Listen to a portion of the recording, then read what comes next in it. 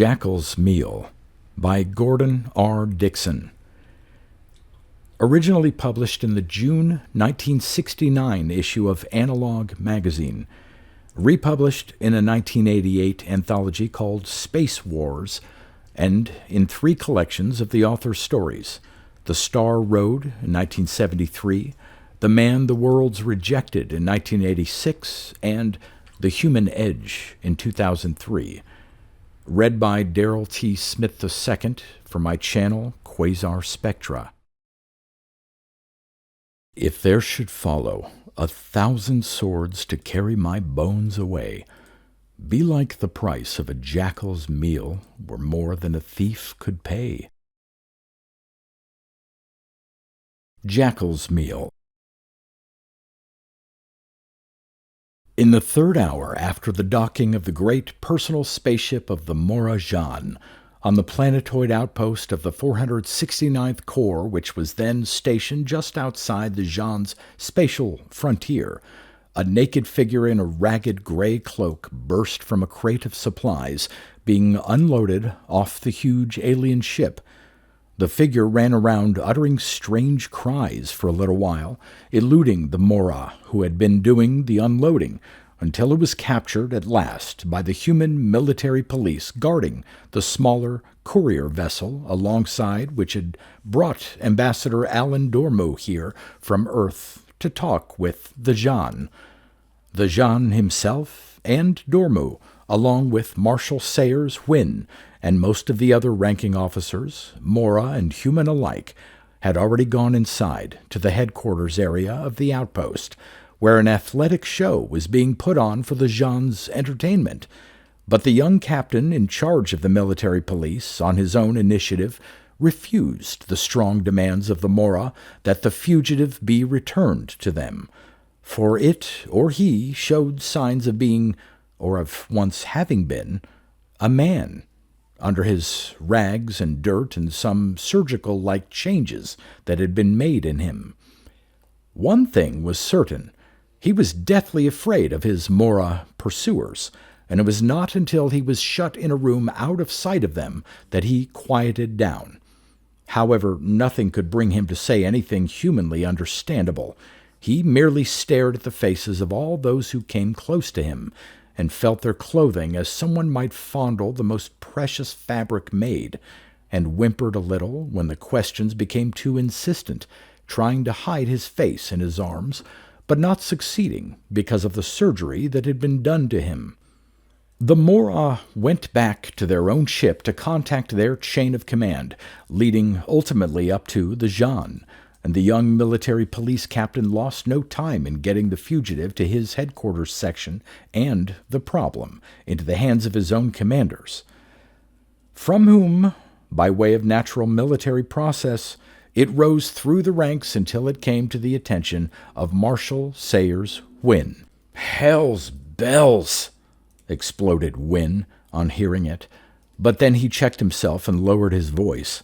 He had been drawn aside by Harold Bellman, the 1-star general of the Corps who was his aide, and only a thin door separated him from the box where Dormu and the Jan sat, still watching the athletic show. Where is he?" "Down in my office, sir." "This has got to be quite a mess," said Wynn.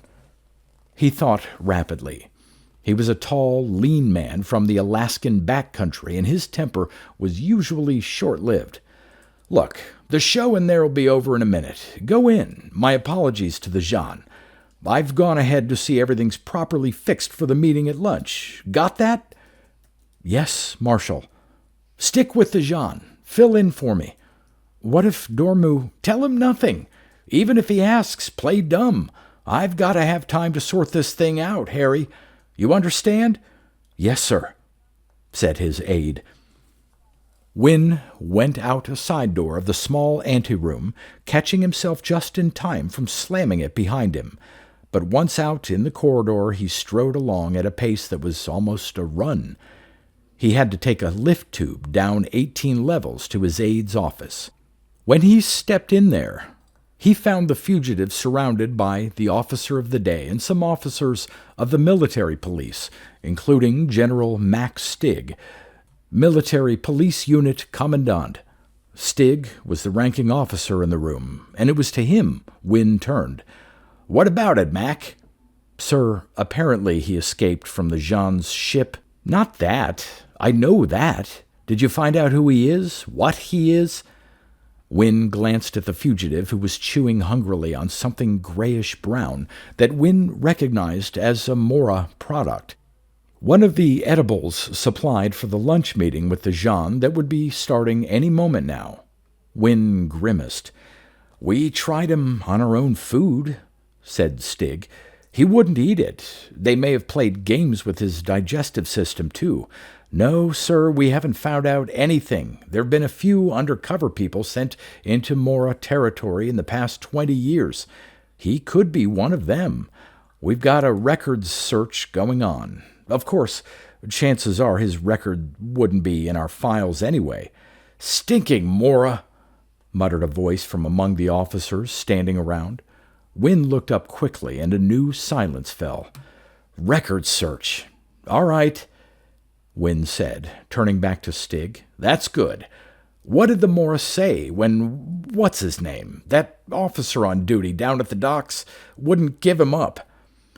"Captain?" Stig turned and picked out a young officer with his eyes. The young officer stepped forward. "Captain Gene McCusick, Marshal," he introduced himself. "You were the one on the docks?" Wynne asked. "Yes, sir." "What did the Mora say?" "Just that he wasn't human, sir," said McCusick. "That he was one of their own experimental pets, made out of one of their own people, just to look human." "What else?" "That's all, Marshal. And you didn't believe them." "Look at him, sir." McCusick pointed at the fugitive, who by this time had finished his food and was watching them with bright but timid eyes. "He hasn't got a hair on him, except where a man'd have it. Look at his face, and the shape of his head's human. Look at his fingernails, even." "Yes," said Wynne slowly, gazing at the fugitive. Then he raised his eyes and looked around at the other officers. "But none of you thought to get a doctor in here to check?" "Sir," said Stig, "we thought we should contact you first." "All right, but get a doctor now. Get 2 of them," said Wynne. One of the other officers turned to a desk nearby and spoke into an intercom. "You know what we're up against, don't you? All of you."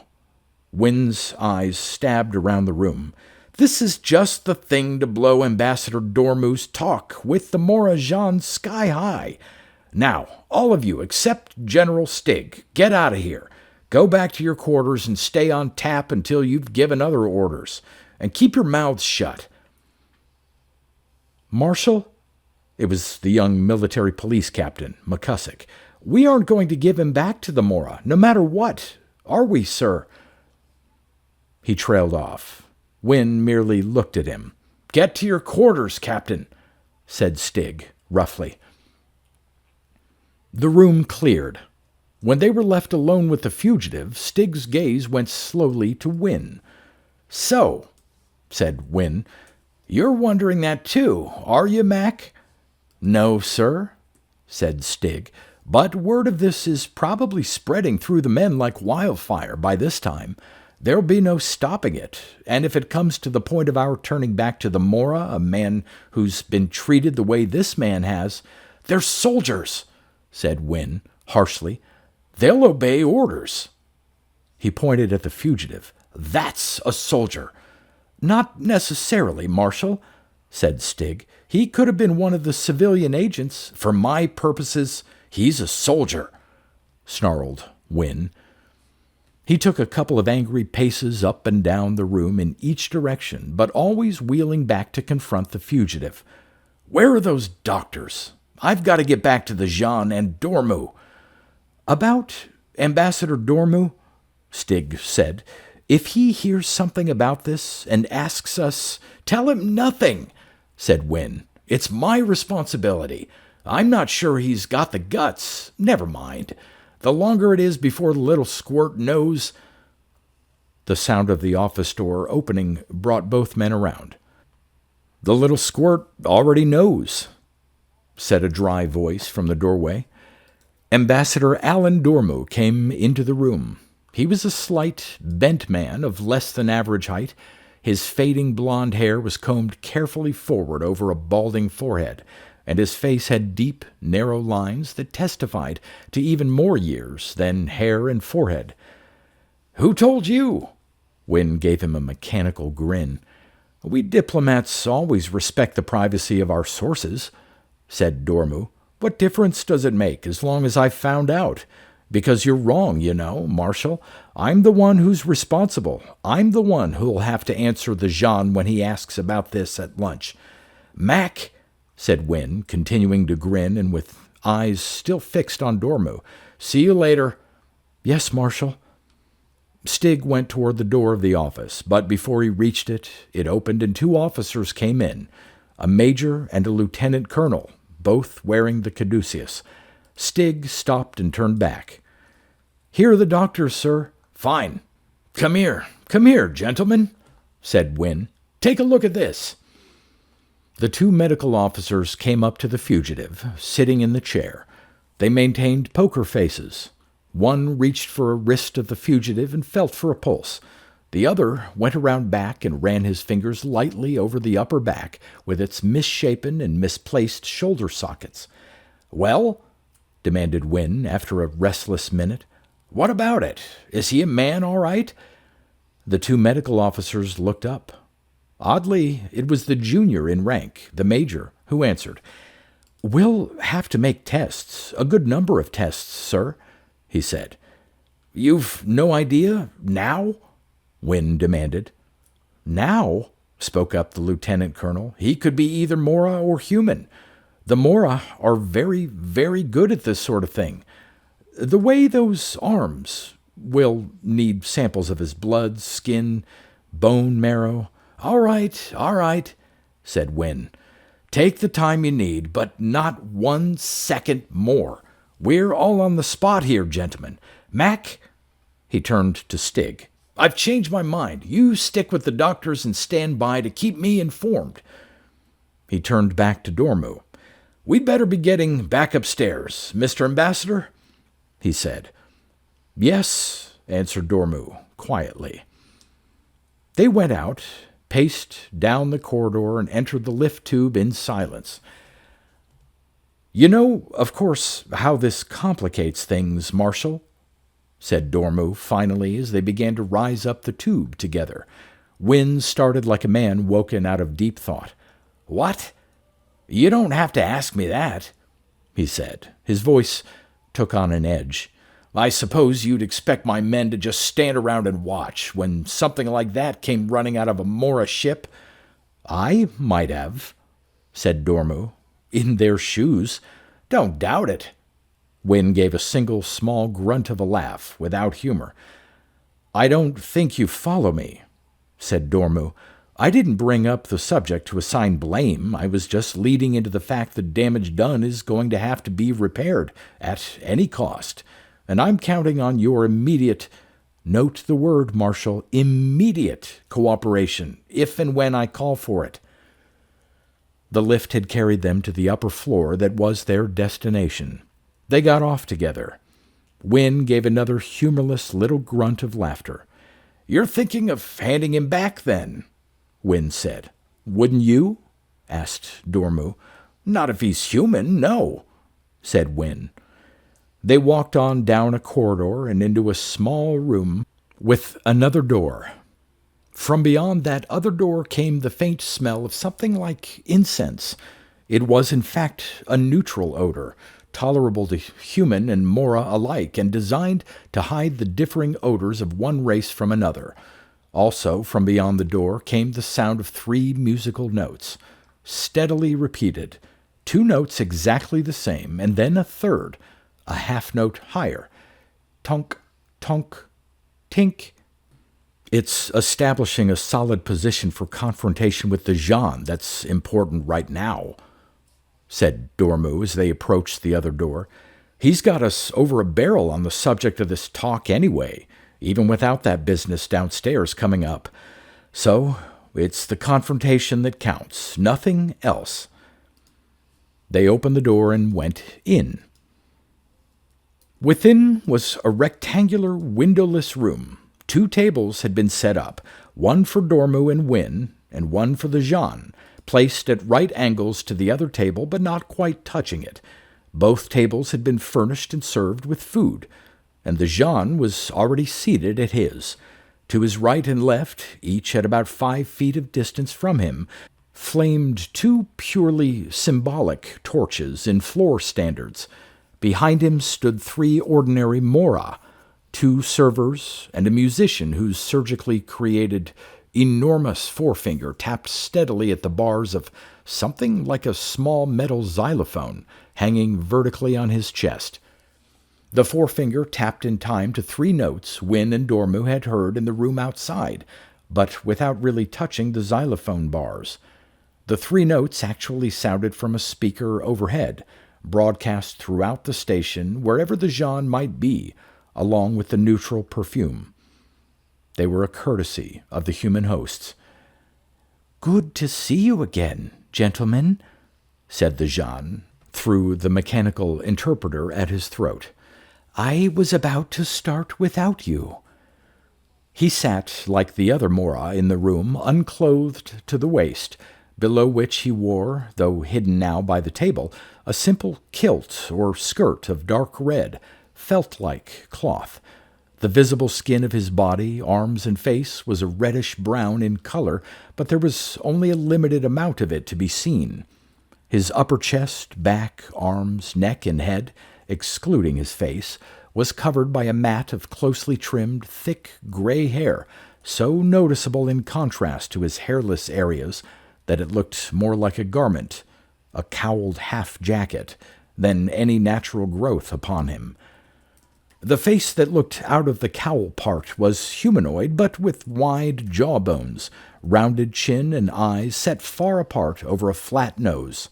So that, although no one feature suggested it, his face as a whole had a faintly feline look. "Our apologies," said Dormu, leading the way forward. "The Marshal just received an urgent message from me from Earth in a new code, and only I had the key to it." "No need to apologize," said the Jean. "We've had our musician here to entertain us while we waited." Dormu and Wynne sat down at the opposite ends of their table, facing each other and at right angles to the Jean. The Jean had already begun to eat. Wynne stared deliberately at the foods on the Jean's table to make it plain that he was not avoiding looking at them, and then turned back to his own plate. He picked up a roll and buttered it. "Your young men are remarkable in their agility," the Jean said to Dormu. "We hope you will convey them our praise." They talked of the athletic show, and the meal progressed. As it was drawing to a close, the Jean came around to the topic that had brought him to this meeting with Dormu. "It's unfortunate we have to meet under such necessities," he said. "My own thought," replied Dormu. "You must come to Earth sometime on a simple vacation." "We would like to come to Earth in peace," said the Jean. "We would hope not to welcome you any other way," said Dormu. "No doubt," said the Jean. "That is why it puzzles me that when you humans can have peace for the asking, by simply refraining from creating problems, you continue to cause incidents, to trouble us and threaten our sovereignty over our own territory of space." Dormu frowned. "Incidents?" he echoed. "I don't recall any incidents. Perhaps the Jean has been misinformed?" "We are not misinformed," said the Jean. "I refer to your human settlements on the 4th and 5th worlds of the star you refer to as 27J93, but which we call by a name of our own, rightfully so because it is in our territory." Tonk, tonk, tink, went the 3 notes of the Mora music. "It seems to me, if my memory is correct," murmured Dormu, "that the treaty survey made by our two races jointly 12 years ago left Sun 27J93 in unclaimed territory outside both our spatial areas." "Quite right," said the Jeanne. "But the survey was later amended to include this and several other solar systems in our territory." "Not by us, I'm afraid," said Dormu. "I'm sorry, but my people can't consider themselves automatically bound by whatever unilateral action you chose to take without consulting us." "The action was not unilateral," said the Jeanne calmly. "We have since consulted with our brother emperors, the Mora Selig, the Mora Ben, the Mora Yara, and the Mora Ness. All have concurred in recognizing the solar systems in question as being in our territory." "But surely the Mora Jeanne understands," said Dormu, "that an agreement only between the various political segments of one race can't be considered binding upon a people of another race entirely." "We of the Mora," said the Jeanne, "reject your attitude that race is the basis for division between empires. Territory is the only basis upon which empires may be differentiated. Distinction between the races refers only to differences in shape or color, and as you know, we do not regard any particular shape or color as sacredly among ourselves as you do, since we make many individuals over into what shape it pleases us for our own use or amusement." He tilted his head toward the musician with the enormous, steadily jerking forefinger. "Nonetheless," said Dormu, "the Mora Jeanne will not deny his kinship with the Mora of the other Mora empires." "Of course not. But what of it?" said the Jeanne calmly. "In our eyes, your empire and those of our brothers are in all ways similar. In essence, you are only another group possessing a territory that is not ours. We make no difference between you and the empires of the other Mora." "But if it came to an armed dispute between you and us," said Dormu, "would your brother emperors remain neutral?" "We hardly expect so," said the Mora Jeanne, idly pushing aside the last container of food that remained on the table before him. A server took it away. "But that would only be because, since right would be on our side, naturally they would rally to assist us." "I see," said Dormu. "Tonk, tonk, tink," went the sound of the Mora music. "But why must we talk about such large and problematical issues?" said the Jeanne. "Why not listen instead to the very simple and generous disposition we suggest for this matter of your settlements under 27J93? You will probably find our solution so agreeable that no more need be said on the subject." "I'd be happy to hear it," said Dormu. The Jeanne leaned back in his seat at the table. "In spite of the fact that our territory has been intruded upon," he said, "we ask only that you remove your people from their settlements and promise to avoid that area in future, recognizing these and the other solar systems I mentioned earlier as being in our territory. We will not even ask for ordinary reparations beyond the purely technical matter of your agreement to recognize what we Mora have already recognized, that the division of peoples is by territory and not by race." He paused. Dormu opened his mouth to speak. "Of course," added the Jeanne, "there is one additional trivial concession we insist on, a token reparation, so that no precedent of not asking for reparations be set. That token concession is that you allow us corridors of transit across your spatial territory, through which our ships may pass without inspection between our empire and the empires of our brother Mora." Dormu's mouth closed. The Jean sat waiting. After a moment, Dormu spoke. "I can only say," said Dormu, "that I am stunned and overwhelmed at these demands of the Morajan. I was sent to this meeting only to explain to him that our settlements under Sun number 27J93 were entirely peaceful ones, constituting no human threat to his empire. I have no authority to treat with the conditions and terms just mentioned. I will have to contact my superiors back on Earth for instructions, and that will take several hours." "Indeed?" said the Morajan. "I'm surprised to hear you were sent all the way here to meet me with no more instructions than that.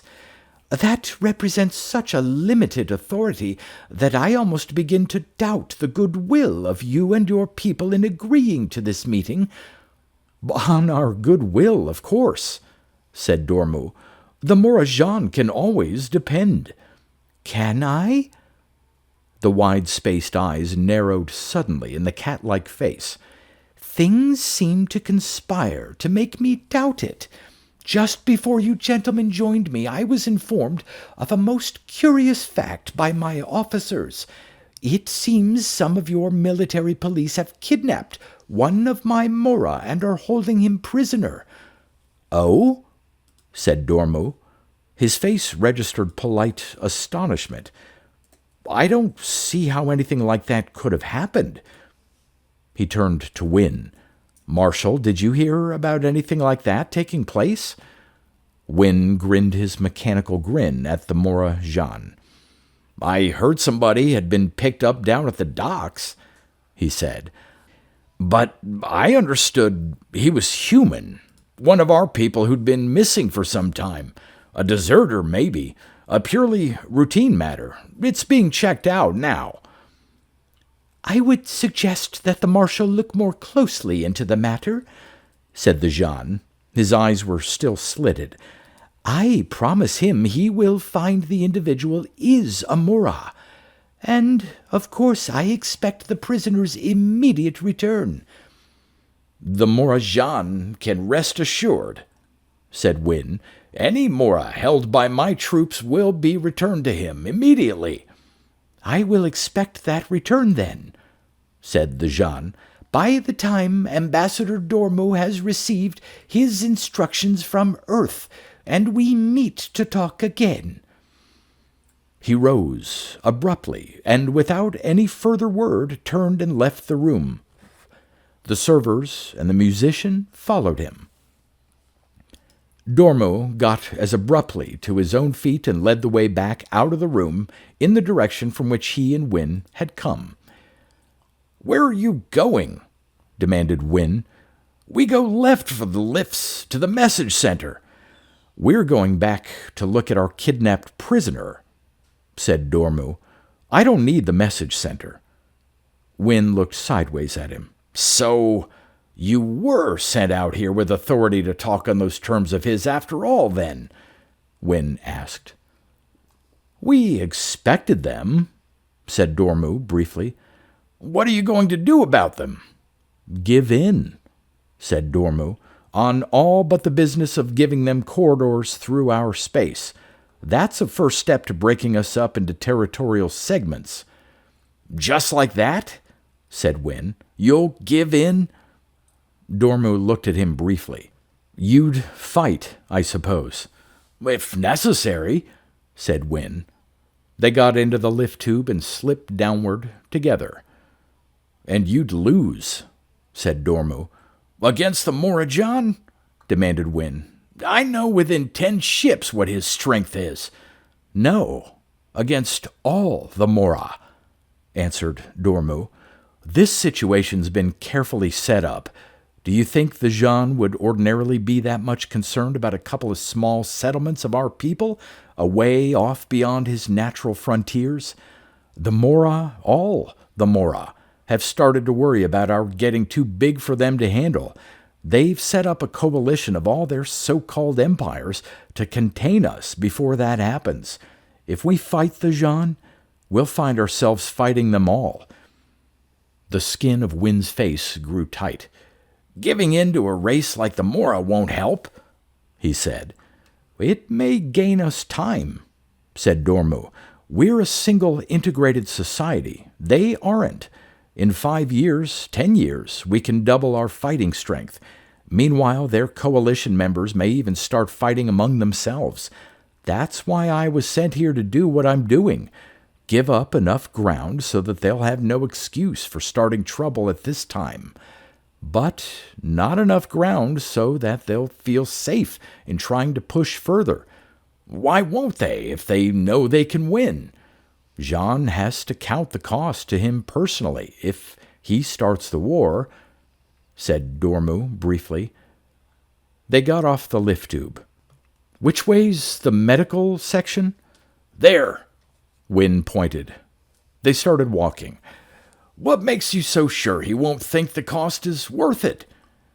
Because, said Dormu, he has to stop and figure what would happen if, being the one to start the war, he ended up more weakened by it than his brother emperors were. The others would turn on him like wolves, given the chance, just like he'd turn on any of them, and he knows it. Win grunted his little humorless laugh. They found the fugitive lying on his back on an examination table in one of the diagnostic rooms of the medical section. He was plainly unconscious. Well? Wynne demanded bluntly of the medical lieutenant colonel. Man or Mora? The lieutenant colonel was washing his hands. He hesitated, then rinsed his fingers and took up a towel. Out with it! Snapped Wynne. Marshal, the lieutenant colonel hesitated again. To be truthful, we may never know. Never know? Demanded Dormu. General Stig came into the room, his mouth open as if about to say something to Wynne. He checked at the sight of Dormu and the sound of the ambassador's voice. There's human RNA involved, said the lieutenant colonel, but we know that the Mora have access to human bodies from time to time, soon enough after the moment of death, so that the RNA might be preserved. But bone and flesh samples indicate Mora rather than human origin. He could be human and his RNA be the one thing about him the Mora didn't monkey with. Or he could be Mora, treated with human RNA to back up the surgical changes that make him resemble a human. I don't think we can tell with the facilities we've got here. And in any case, said Dormu slowly, it may not really matter to the Jean. Wynne raised his eyebrows questioningly, but just then he caught sight of Stig. Mac, he said, what is it? Stig produced a folder. I think we've found out who he is, the military police general said. Look here. A civilian agent of the intelligence service was sent secretly into the spatial territory of the Mora Jean 8 years ago. Name, Paul Edmonds. Description, superficially, the same size and build as this man here. He nodded at the still figure on the examining table. We can check the retinal patterns and fingerprints. It won't do you any good, said the lieutenant colonel. Both fingers and retinas conform to the Mora pattern. May I see that? Asked Dormu. Stig passed over the folder. The little ambassador took it. 8 years ago, I was the State Department's liaison officer with the intelligence service. He ran his eyes over the information on the sheets in the folder. There's something I didn't finish telling you, said the lieutenant colonel, appealing to Wynne, now that Dormu's attention was occupied.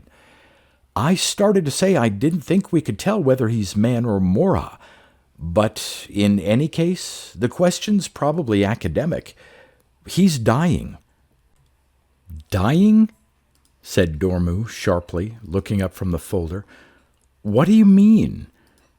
Without looking, he passed the folder back to Stig.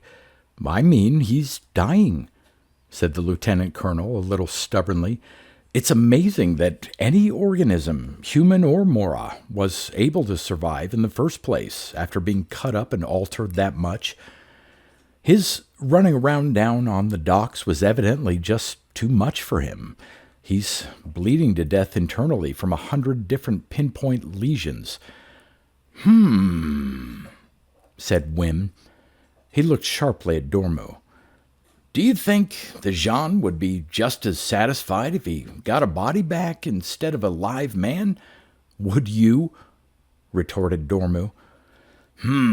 "No, I guess I wouldn't," said Win.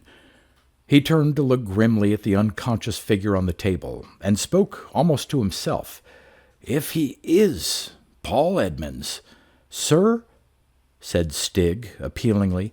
Win looked at the general. Stig hesitated. "If I could speak to the marshal privately for a moment," he said. "Never mind," said Win. The line of his mouth was tight and straight. "I think I know what you've got to tell me. Let the ambassador hear it too." "Yes, sir." But Stig still looked uncomfortable. He glanced at Dormu, glanced away again, fixed his gaze on Win. "Sir, word about this man has gotten out all over the outpost. There's a lot of feeling among the officers and men alike, a lot of feeling against handing him back." He trailed off. "You mean to say," said Dormu sharply, "that they won't obey if ordered to return this individual?" "They'll obey," said Win softly. Without turning his head, he spoke to the lieutenant colonel. "Wait outside for us, will you, Doctor?"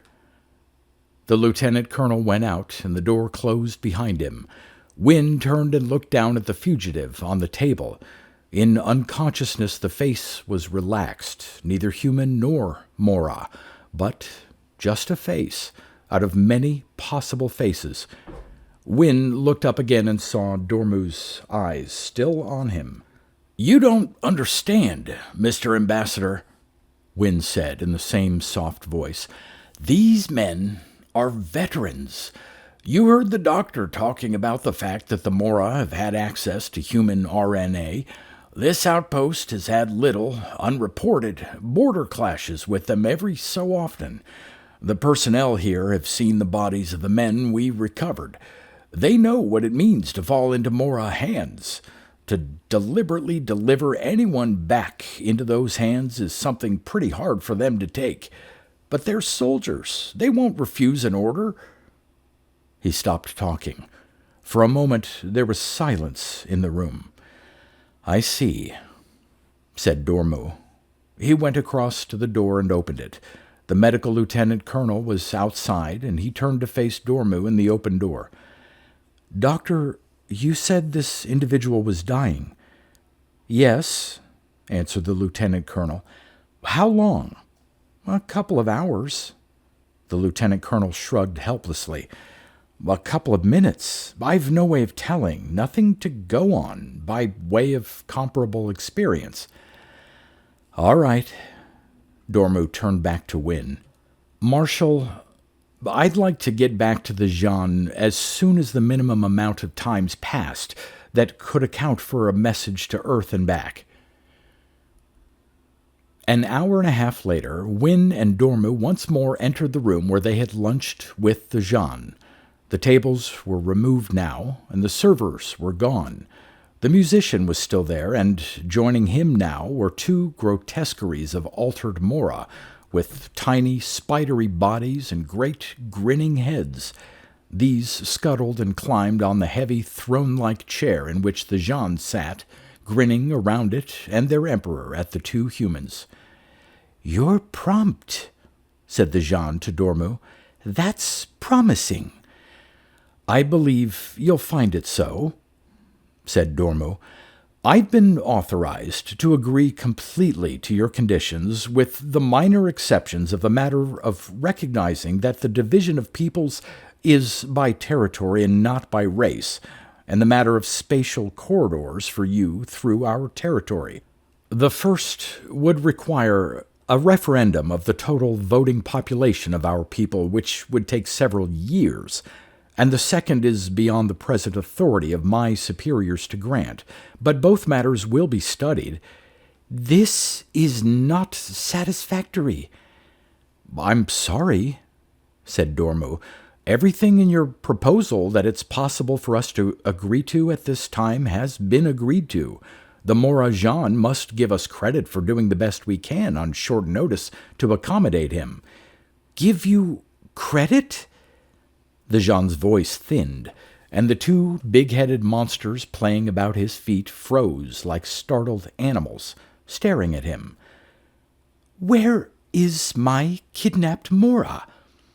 I'm sorry, said Dormu carefully. That matter has been investigated. As we suspected, the individual you mentioned turns out not to be a Mora, but a human. We've located his records, a Paul Edmonds. What sort of lie is this? Said the Jan. He is a Mora, no human. You may let yourself be deluded by the fact that he looks like yourselves, but don't try to think you can delude us with looks. As I told you, it's our privilege to play with the shapes of individuals, casting them into the mold we want, to amuse ourselves, and the mold we played with in this case was like your own. So be more careful in your answers. I would not want to decide you deliberately kidnapped this Mora as an affront to provoke me. The Morajan, said Dormu colorlessly, must know how unlikely such an action on our part would be, as unlikely as the possibility that the Mora might have arranged to turn this individual loose in order to embarrass us in the midst of these talks. The Jan's eyes slitted down until their openings showed hardly wider than two heavy pencil lines. You do not accuse me, human, said the Jan. I accuse you. Affront my dignity, and less than an hour after I lift ship from this planetoid of yours, I can have a fleet here that will reduce it to one large cinder. He paused. Dormu said nothing. After a long moment, the slitted eyes relaxed, opening a little. But I will be kind, said the Jan. Perhaps there is some excuse for your behavior. You have been misled, perhaps, by this business of records, the testimony of these amateur butchers you humans call physicians and surgeons. Let me set your mind at rest. I, the Morajan, assure you that this prisoner of yours is a Mora, one of my own Mora, and no human. Naturally, you will return him now, immediately, in as good shape as when he was taken from us. That, in any case, is not possible, said Dormu. How? Said the Jan. The man, said Dormu, is dying. The Jan sat without motion or sound for as long as a man might comfortably hold his breath. Then he spoke. The Mora, he said. I will not warn you again. My apologies to the Morajan, said Dormu tonelessly. I respect his assurances, but I am required to believe our own records and experienced men. The man, I say, is dying. The Jan rose suddenly to his feet. The two small Mora scuttled away behind him toward the door. I will go to the quarters you've provided me now, said the Jan, and make my retinue ready to leave. In one of your hours, I will reboard my ship. You have until that moment to return my Mora to me. He turned, went around his chair and out of the room. The door shut behind him. Dormu turned and headed out the door at their side of the room. Wynne followed him. As they opened the door, they saw Stig waiting there. Wynne opened his mouth to speak, but Dormu beat him to it. "Dead?" Dormu asked. "He died just a few minutes ago, almost as soon as you'd both gone in to talk to the Jean," said Stig. Wynne slowly closed his mouth. Stig stood without saying anything further. They both waited, watching Dormu, who did not seem to be aware of their gaze.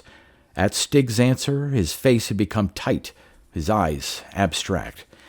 "Well," said Wynne after a long moment, and Dormu still stood abstracted. "It's a body, now." His eyes were sharp on Dormu. The little man jerked his head up suddenly and turned to face the marshal. "Yes," said Dormu, a little strangely. "He'll have to be buried, won't he? You won't object to a burial with full military honors?" "Hell no," said Wynne. "He earned it." "When?" "Right away." Dormu puffed out a little sigh like a weary man whose long day is yet far from over. "Before the Jean leaves, and not quietly, broadcast it through the outpost." Wynne swore gently under his breath, with a sort of grim happiness. "See to it," he said to Stig. After Stig had gone, he added softly to Dormu, "Forgive me. You're a good man once the chips are down, Mr. Ambassador." "You think so?" said Dormu wryly. He turned abruptly toward the lift tubes. "We'd better get down to the docking area. The Jean said an hour, but he may not wait that long." The Jean did not wait. He cut his hour short, like someone eager to accomplish his leaving before events should dissuade him. He was at the docking area 20 minutes later, and only the fact that it was Mora protocol that his entourage must board before him caused him to be still on the dock when the first notes of the attention call sounded through the outpost. The Jean stopped, with one foot on the gangway to his vessel. He turned about and saw the dockside military police, all now at attention, facing the nearest command screen 3 meters wide by 2 high, which had just come to life on the side of the main docking warehouse. The Jean's own eyes went to the image on the screen, to the open grave, the armed soldiers, the chaplain, and the bugler. The chaplain was already reading the last paragraph of the burial service. The religious content of the human words could have no meaning to the Jean, but his eyes went comprehendingly, directly, to Dormu, standing with Wynne on the other side of the gangway. The Jean took a step that brought him within a couple of feet of the little man. "I see," the Jean said. "He is dead." "He died while we were last speaking," answered Dormu without inflection. "We're giving him an honorable funeral." "I see," began the Jean again. He was interrupted by the sound of fired volleys as the burial service ended and the blank-faced coffin began to be let down into the pulverized rock of the outpost. A command sounded from the screen. The soldiers who had just fired went to present arms, along with every soldier in sight in the docking area, as the bugler raised his instrument and taps began to sound.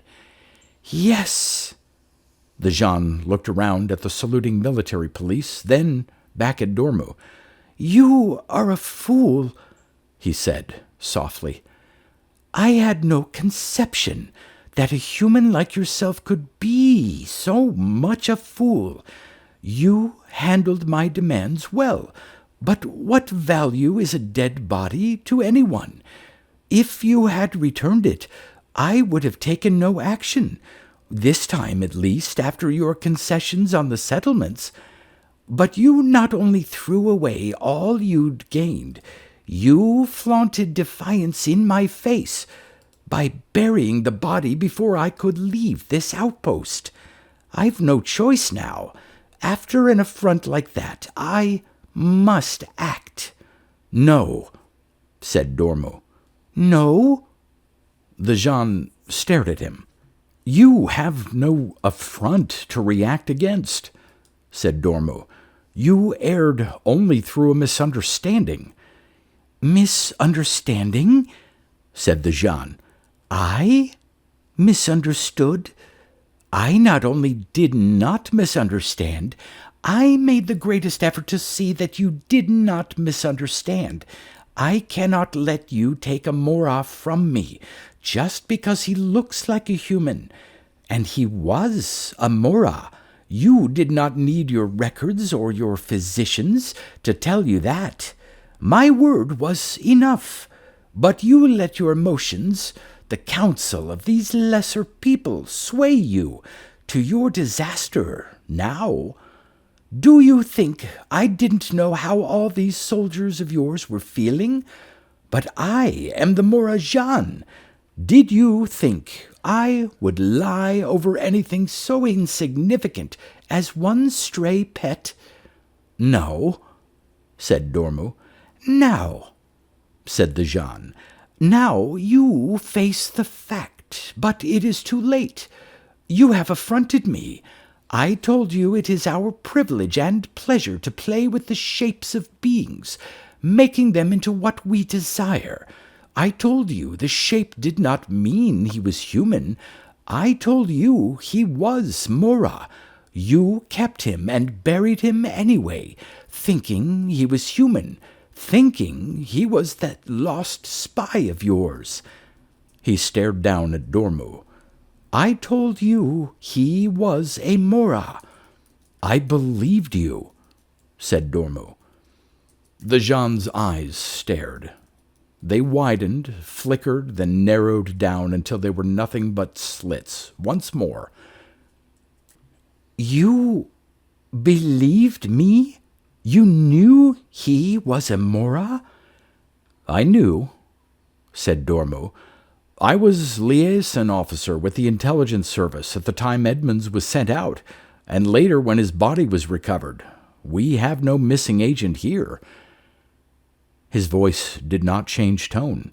His face did not change expression. He looked steadily up into the face of the Jean. "I explained to the Morajan just now," said Dormu almost pedantically, "that through misapprehension he had erred. We are a reasonable people who love peace. To soothe the feelings of the Morajan, we will abandon our settlements and make as many other adjustments to his demands as are reasonably possible. But the Jean must not confuse one thing with another." "What thing?" demanded the Jean. "With what thing?"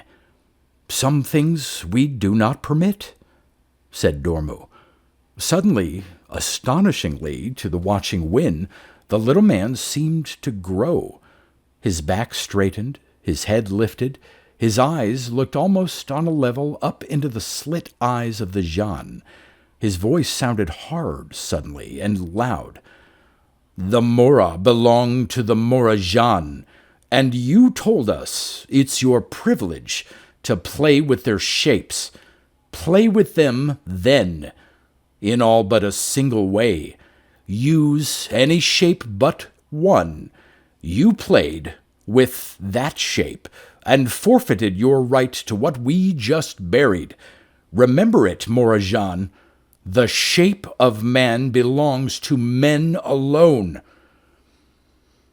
He stood, facing directly into the slitted gaze of Jean, as the bugle sounded the last notes of taps and the screen went blank. About the docks, the military police lowered their weapons from the present arms position. For a long second, the Jean stared back. Then he spoke.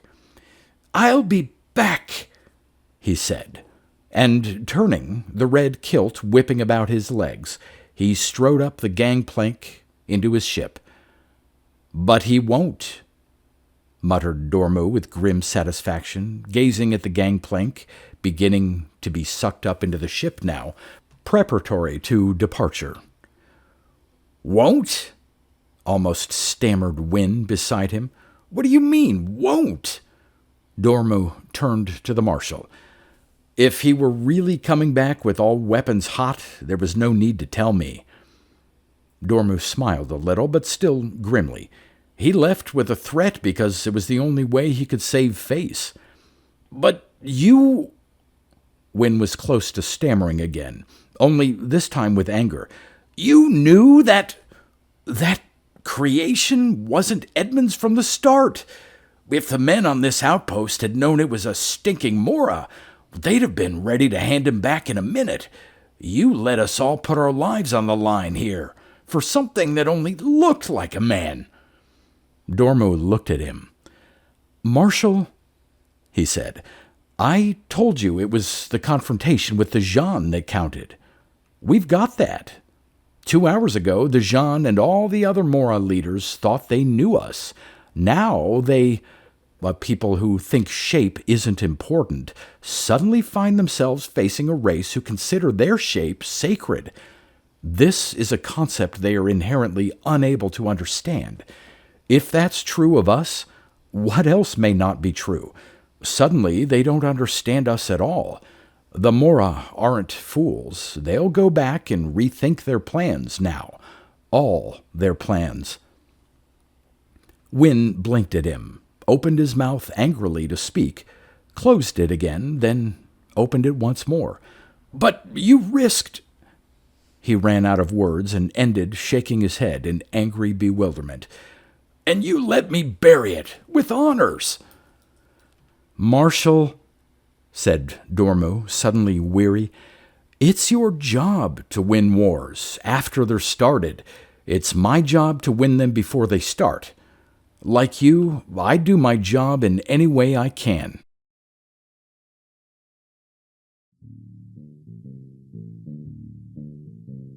You've been listening to pre-1990s speculative fiction readings with a highlight on science fiction by Darrell T. Smith II. Please consider clicking the donation link in the description box. Thank you so much for your time and your imagination.